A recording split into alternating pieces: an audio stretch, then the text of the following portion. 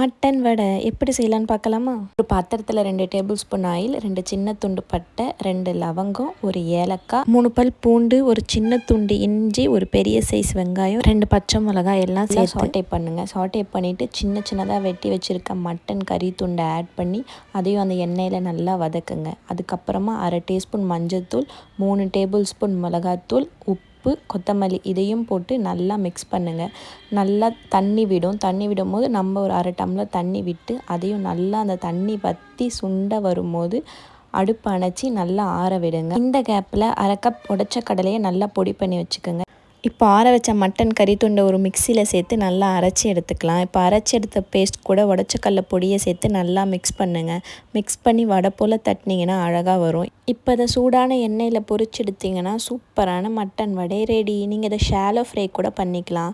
நீங்கள் ட்ரை பண்ணி பார்த்துட்டு பிடிச்சிருந்தா லைக் அண்ட் சப்ஸ்கிரைப் பண்ணுங்கள்.